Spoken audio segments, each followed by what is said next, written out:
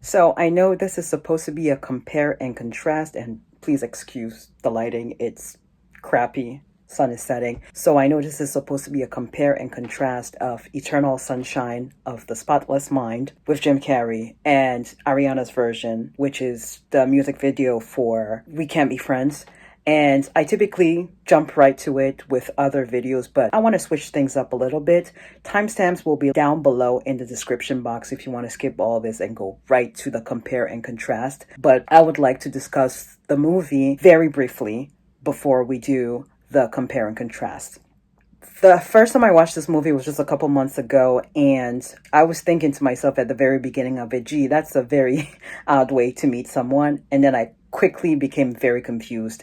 So I had to pause it, and I came back to it yesterday and watched the entire thing and now understood what was going on. It's basically in reverse. The story is told in reverse. And so the first 15 minutes-ish of the movies, obviously, they are meeting for the first time. So Clementine and Joel are meeting for the first time since they both got their memories erased, thereby proving that the procedure wasn't foolproof, because even though the memory has been erased of each other, some way, somehow they are drawn to each other and are drawn to the things they used to do, like that beach, like at Montauk, and that house at the beach, and just how they first met.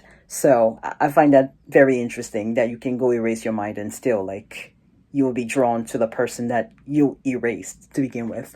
Also, the hair color, I find that very interesting because when they met, her hair was green, and green means hope and freshness, among other things. So I took that to mean that they're just meeting. So there's the freshness of meeting someone new, and they're exciting. In your case, she's the exciting one. He's quite, I was going to say boring, but more reserved.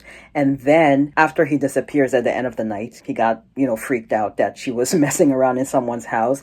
Then he goes back to where she works to ask her out, and her hair is red at this point. So that's the beginning of the relationship. Red meaning passion. I'm going to assume in every other scene where they're having a good time and a romantic time, her hair is red.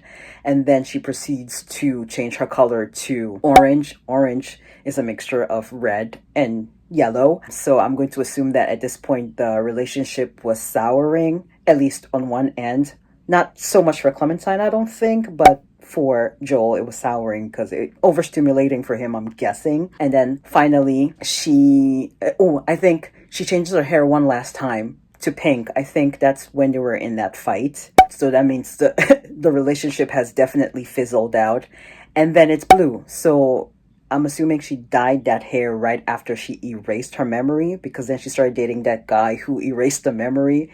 And then right after that, she went over to the beach, and that's when she met with Joel for the first time after his memory too had been erased. So I just really like the use of color to describe what's happening here. And I just really wonder about Kate Winslet's hair.